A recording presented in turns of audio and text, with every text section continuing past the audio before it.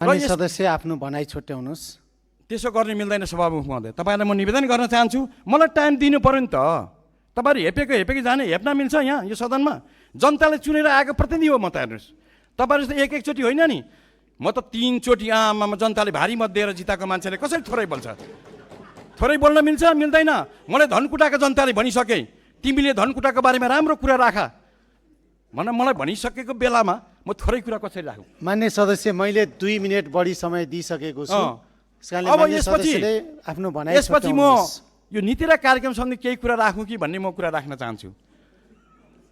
अब मलाई के लाग्यो भने तपाईँहरूले भन्नुभयो सबलाई रोजगार दिने, विदेशका साथीहरू आऊ नेपालमा रोजगार पाइन्छ भनेर। तपाईँको कार्यक्रम खोइ? रोजगार दिने कार्यक्रम खोइ तपाईँहरूको? छैन। अघि साथी भन्दै हुन्थ्यो मतदान गर्नु पनि आउनु पर्यो भन्दै हुन्थ्यो। तपाईँले मतदान स्थल नेपालको देख्नु भएको छ? यसो गोठ बनाएर कुनै ठाउँ मतदान गरेर तपाईँ विदेशमा सक्नुहुन्छ? त्यस्तो हावादारी कुरा गर्न हामीले मिल्दैन। जे आज धनकुटा जिल्लामा मान्य सदस्य आफ्नो भनाइ छुट्याउनुस्। अब मलाई 5 मिनट समय दिनुहोस् सभामुख, केही हुँदैन। सभामुख महोदय, मान्य सदस्य, मैले मान्य सदस्यलाई 5 मिनट बढी समय दिइ नै सकेँ, हजुरले माग्नुभन्दा अगाडि नै। सभामुख महोदय, मान्य सदस्यले अब 1 मिनेटमा आफ्नो कुरा सक्नुस्। म एउटा कुरा राख्न चाहन्छु।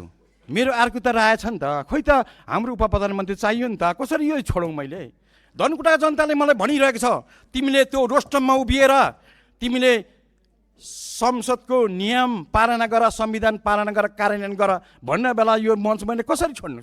सभामुख महोदय, ती जनताले त्यत्रो मत मलाई दिएको छ, डाक्न पर्यो उहाँलाई। डाकेर प्रधानमन्त्री डाक्न सक्नु भएन। तपाईँहरू कमजोर हो, यसमा दुविधै छैन। तपाईँले जुन बहना बनाए पनि जे भए पनि तपाईँहरूलाई प्रधानमन्त्रीले टेरेन, त्यो त क्लियर, यसमा दुविधै छैन। तर एउटा कुरो म तपाईँहरूलाई के भन्न चाहन्छु भने, अब यति भनिराख्दाखेरि अब 5 मिनट समय दिउँ त सभामुख महोदय, के हुन्छ? केही हुन्न।